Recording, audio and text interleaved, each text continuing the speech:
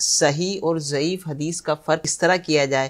آج کل جو ہے وہ کوئی بھی حدیث پاک بیان کرتا ہے یا کسی نے کوئی واقعی بخاری شریف کی حدیث پاک ہوتی ہے یا کوئی بیان کر رہا ہوتا ہے اس کو لکھ دیتے ہیں ضعیف حدیث، موضوع حدیث، تو اپنی طرف سے خود سے فیصلے کر رہے ہوتے ہیں. اس حوالے سے ارشاد فرمائیں کہ کس طرح فرق کریں. دونوں کیمرے ایک جیسے الگ الگ ہیں؟ الگ الگ ہیں جی. نیچے والا اس کا نام کچھ اور ہوگا، اوپر والا کچھ اور ہوگا، اس کی کوالٹی الگ ہوگی، اس کوالٹی الگ ہوگی. یہ کیسے فرق کریں گے؟ فرق مارکیٹ میں پایا جاتا ہے، ہر کوئی اپنے سمجھ رہا ہوتا ہے. نہیں مجھے تو نہیں سمجھ آ رہا، دونوں ایک جیسے لگ رہے ہیں. اچھا. تو چونکہ میری فیلڈ نہیں ہے صحیح، اس لیے مجھے نہیں معلوم کہ کیا ہے. تو جب آپ دو کیمروں کے درمیان اس طرح کا فرق نہیں کر سکتے، حالانکہ آپ نے اتنا کچھ پڑھا ہوا ہے، اتنا کچھ سیکھا ہوا ہے، پھر بھی آپ فرق نہیں کر پا رہے، تو ظاہر ہے کہ جس کی جو فیلڈ ہوگی وہ اسی کا کام ہوگا نا.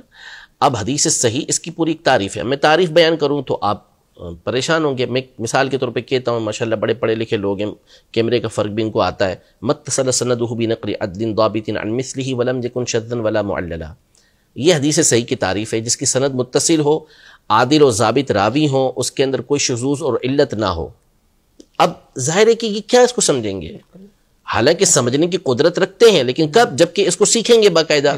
اور پھر ضعیف کے بارے میں میں کہوں کہ جس کے اندر حسن کی صفات نہ پائی جاتی ہوں تو اس کو جو ہے وہ ضعیف کہا جاتا ہے، تو یہ کہاں سمجھیں گے؟ ظاہر ہے کہ سمجھنے کے لیے وقت لگانا پڑے گا اس کو. تو یہ پوری ایک فیلڈ ہے، جب تک آپ اسے سیکھیں گے نہیں اس وقت تک آپ اس کا فیصلہ نہیں کر سکتے. ظاہر ہے کہ اس میں پھر آپ کو تقلید کرنا پڑے گی، آپ کو بات ماننا پڑے گی کہ فلاں محدث نے اس حدیث کو ضعیف کہا ہے اور فلاں محدث نے اس حدیث کو صحیح کہا ہے. تو پیروی کیے بغیر، تقلید کیے بغیر وہاں پر بھی آپ کو چارہ نہیں ہوگا. اگر اس نے صحیح کہا ہے تو میں دلیل علیہ، اس پر دلیل کیا ہے وہ آپ کو نہیں معلوم، آپ نے فقط اس کی بات کو ماننا ہے. تو اللہ پاک نے اس کے درجات کو رکھے ہوئے ہیں کہ کس مقام پر بندہ کسی کی پیروی کرتا ہے، کسی کی تقلید کرتا ہے، اور کہاں کون سا مقام ہوتا ہے کہ جہاں چیز کو ایسا واضح کر دیا جاتا ہے کہ اسے خود اس بات کی سمجھ حاصل ہو جاتی ہے. تو کوئی بھی ایسی حدیث پاک ہے جس کے حوالے سے اگر آپ کو لگتا ہے تو وہ جو مستند علماء کرام ہیں ان سے پوچھ لیں، وہ آپ کو اس حوالے سے بتا دیں گے. بالکل بتائیں گے بھی، اور ضعیف حدیث کا مطلب بھی بتائیں گے، اور ساتھ میں آپ کو بتائیں گے کہ ضعیف حدیث ہوتی کیا ہے. اور اس کا ایسا نہیں ہوتا ضعیف کا مطلب کہ اس کو سائڈ میں رکھ دیا ہم نے، نہیں.